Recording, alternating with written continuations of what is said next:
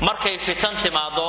oo ummadda fitani ay soo wajahdo ahlul cilmiga waa kuwa garanaya markay fitanta soo socoto laakiin caamadu ma fahmaan markay fitnadu soo wajahanta waxa laga yaabaa inay u sacyiyaan ama u dadaalaan oo u ordaan laakiin markay fitnadu baabi'iso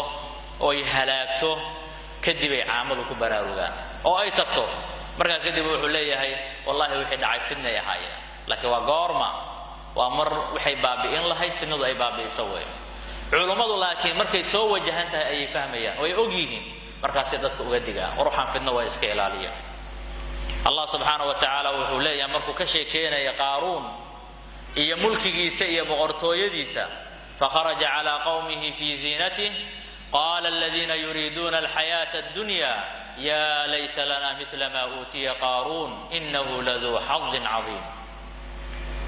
الله سبحانه وتعالى وحير نكي ليراه قارون ونتاجر أها غنية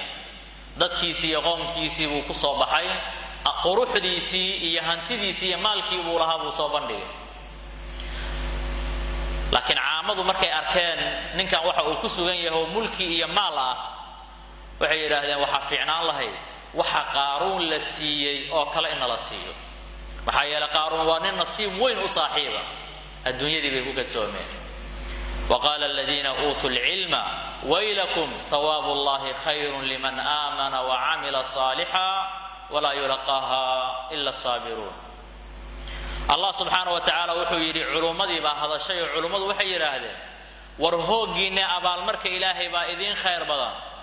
قفك إلهي الرمية وعمل صالح لي ماذا أبال مرك إلهي با خير بدن سبحانه وتعالى وحي أقدقيا طريق قارون إني راعان قارون maxaa ku dhacay markii dambe Allah wuxuu yiri fakhasafna bihi wa bidarihi al-ard asiga iyo daartiisa dhulkii baan la jarnay waa halaagsamay markuu halaagsamay kadib ay caamadu ku baraarugeen khatarta awlaha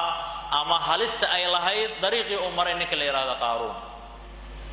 ولذلك الإمام الحسن البصري رحمه الله